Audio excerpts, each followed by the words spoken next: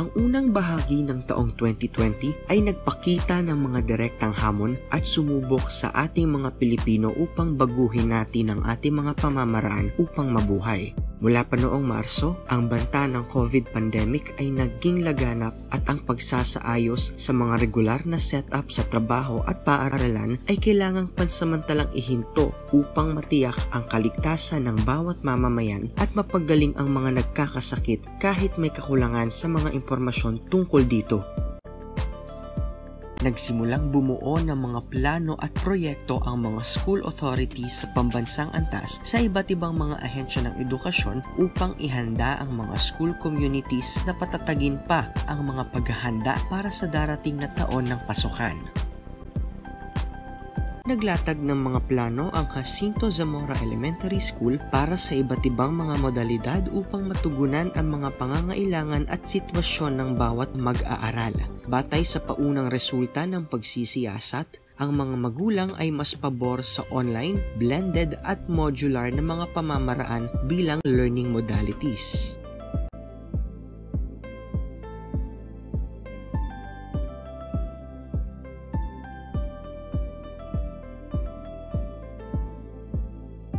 Ang nasabing mga materyales ay inireproduce sa pamamagitan ng paglalambag at pagkopya ng mga module na siyang binigyang bisa ng Regional Office ng DepEd, habang ang mga worksheet at activities ay binigyang bisa naman ng mga master teachers in charge.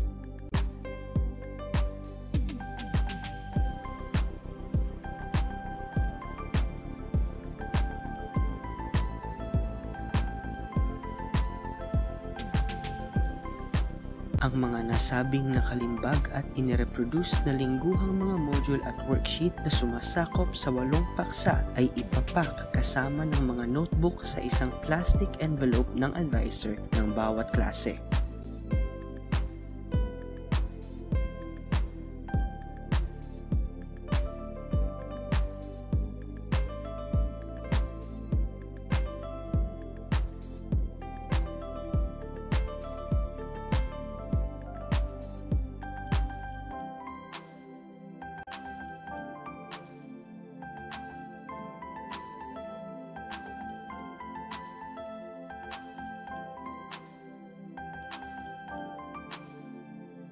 Kapag ang mga plastic na sobre ay naimpake na kasama ng mga kinakailangang materyales, iiimbak sila sa mga disinfected containers at handa nang ipamahagi sa mga magulang at guardian na darating sa nakatakdang oras at araw ng kani-kanilang drop-off at pick-up day scheme.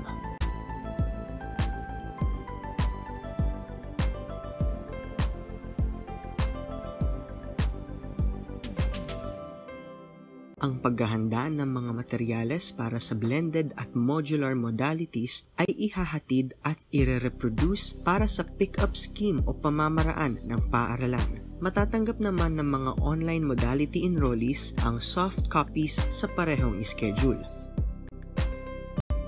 Tingnan natin ang sitwasyon ng ating mga mag-aaral sa ika-4 na baitang. Ang schedule para sa pag-drop-off at pick-up ng mga module ay mula alas 8 ng umaga hanggang alas 10 ng umaga at mula alas 2 ng hapon naman hanggang alas 4 ng hapon tuwing Huwebes sa lobby area. Patuloy nating susundin ang mga protokol sa kalusugan sa panahong ito at napakahalaga ng inyong kooperasyon at pasensya. Kailangang sundin ng mga magulang at guardian ang striktong health standards na itinakda para sa mga paaralan sa sandaling makapasok sila sa lugar. Mahalagang obserbahan ang physical distancing at pagsusuot ng face mask sa nakatakdang araw ng pag-pick up at pag-drop off para sa bawat grade level.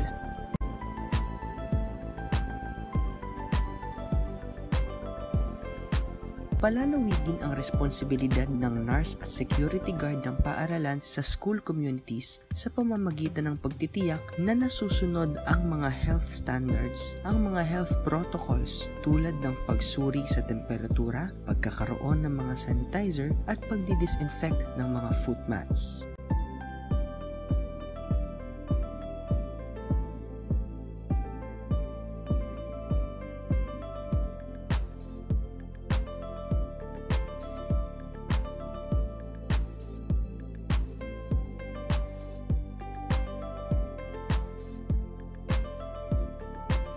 Handang ipamahagi ng mga teacher advisors ang mga module at worksheet sa lingguhang schedule na oras at araw.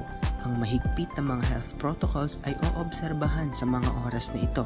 Kinakailangang dalhin ng mga magulang ang kanilang mga sariling ballpen dahil pipirmahan nila ang acknowledgement receipt bilang pagkumpirma sa kumpletong pagpapalabas ng mga learning materials para sa linggong iyon at ang pagsusumite ng mga nagawa ng mga module at worksheet.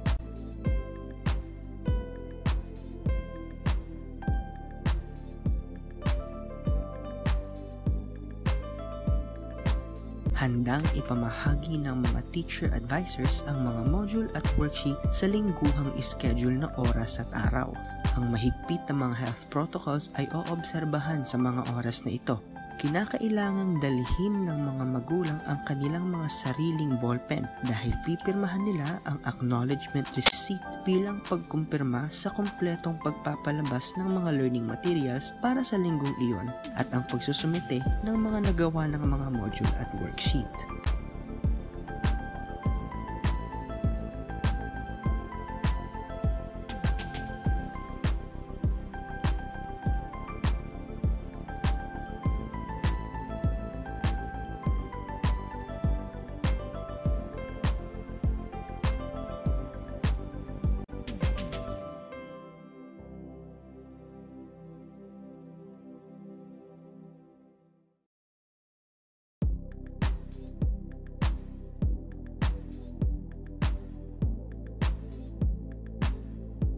Batay sa paunang resulta ng pagsisiyasat, ang mga magulang ay mas pabor sa online, blended at modular na mga pamamaraan bilang learning modalities.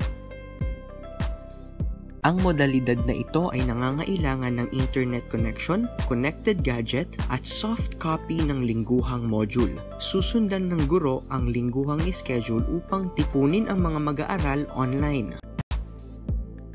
Pinapayuhan ng mga magulang na tulungan at suportahan ang mga mag-aaral bago at pagkatapos ng isang online na pagpupulong sa klase.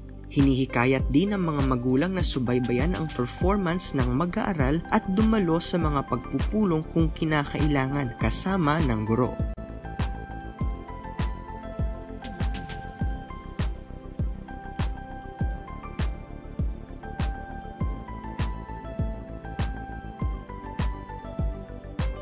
Isinasagawa ng isang guro ang kanyang mga klase online. Kinakausap ang mga mag-aaral sa pamamagitan ng FB Messenger o Google Meet gamit ang kanilang personalized G Suite accounts. Ang mga module, worksheet at activities ay ihahanda at ipamamahagi sa mga mag-aaral online sa isang lingguhang batayan. Ang mga assessment ay isasagawa online sa alinman sa mga posibleng senaryo o sa kaparaan ng student-based.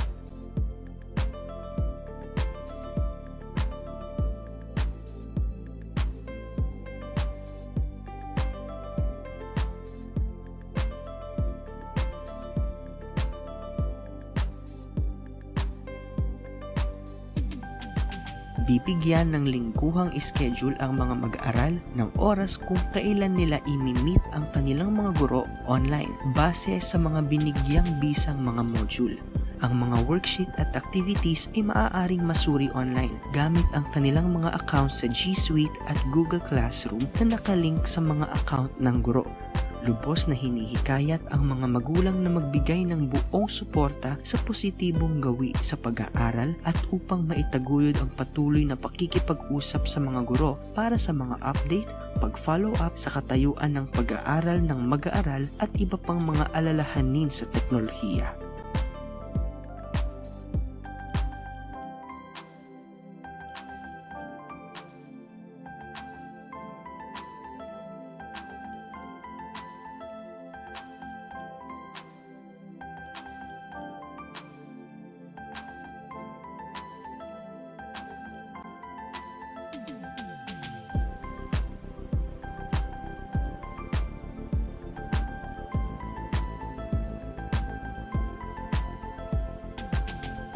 Ang modalidad na ito ay nangangailangan ng internet connection, connected gadget at ang hard copy ng lingguhang mga module. Susundan ng guro ang lingguhang schedule upang tipunin ang mga mag-aaral online. Pinapayuhan ang mga magulang na tulungan at suportahan ang mga mag-aaral bago at pagkatapos ng isang online na pagpupulong sa klase. Hinihikayat din ang mga magulang na subaybayan ang performance ng mag-aaral at dumalo sa mga pagpupulong kung kinakailangan kasama ng guro.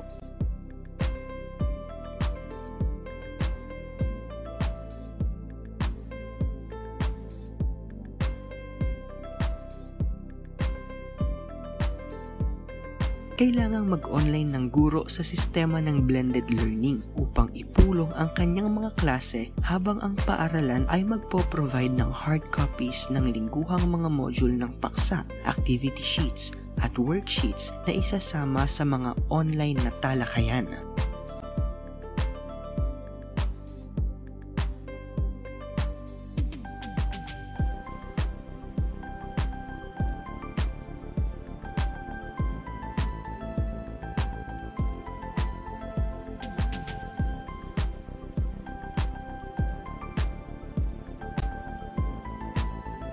Kailangan ng mag-aaral ang suporta ng kanyang magulang katulad na lamang ng paghahanda nito ng hard copy ng kanyang mga module bago mag-online upang i-meet ang kanyang guro at dumalo sa mga klase gamit ang mga printed materials para sa assessment at reinforcement. Ang lahat ng mga materyales ay lingguhang isusumite sa teacher advisor sa drop-off at pick-up day scheme sa bawat grade level upang mabawasan ang exposure sa paglabas ng bahay at mass gatherings.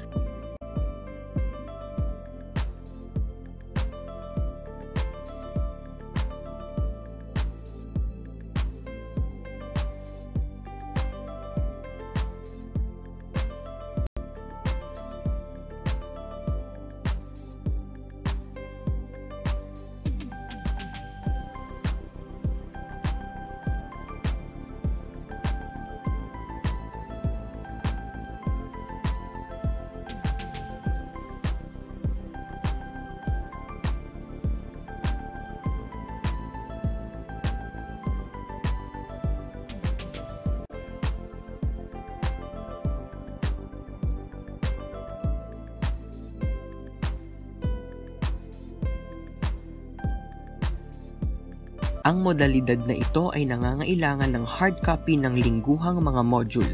Bibigyan ang mga magulang ng suggested study schedule o schedule ng pag-aaral habang tinutulungan at tinuturuan ang kanilang mga anak sa kanilang mga pag-aaral sa mga module. Hinihikayat din ang mga magulang na subaybayan ang performance ng mga mag-aaral at dumalo sa mga pagpupulong kung kinakailangan kasama ng guro.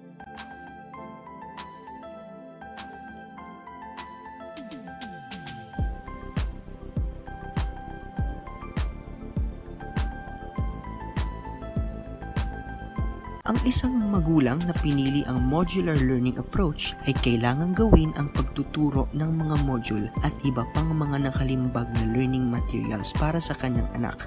Sa isip, ang modular na paraan ng pag-aaral ay nababagay sa mga maaaring gumawa ng malayang pag-aaral bilang ang mga magulang ay maaaring walang oras o kasanayan na turuan ng kanilang mga anak. Ang modular na diskarte ay suportado ng mga guro na patuloy ang pag-antabay sa mga mag-aaral, bukas na komunikasyon sa pamamagitan ng FB Messenger at sa mga virtual na pagpupulong sa pamamagitan ng Google Meet at Messenger Room.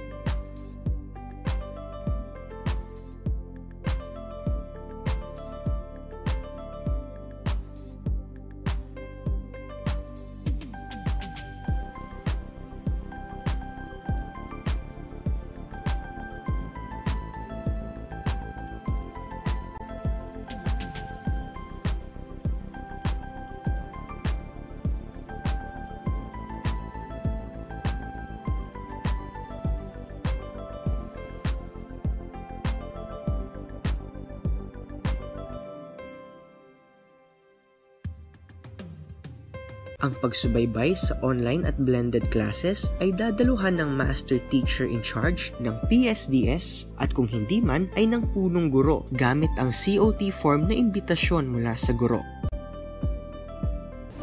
Hello! Good morning, class! I am delighted to see you and on this online lesson, and I wish and I am excited to witness your involvement as we discuss different lessons in this undertaking.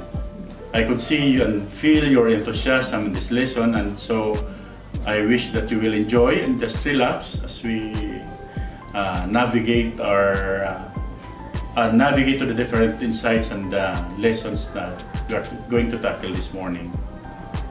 Thank you and have a good day. Magandang umaga mga bata, magandang umaga sa inyong lahat. Sige lang, ituloy nyo lang ang inyong pagle-lesson. Nandito lang ako na nagmamasid sa inyo. Okay lang, galingan ninyo ha. Mahigpit na susundin ang mga health protocols sa pick-up at drop-off day scheme ng paaralan kasama ang pagpapatupad ng consistent na pagdidisinfekta ng mga materyales at pag-iwas sa mga sitwasyon ng overcrowding. Ang mga magulang at guardian ay dapat siguraduhing kumpleto ang mga printed materials tuwing isusumite ang mga nakaraang module at worksheet.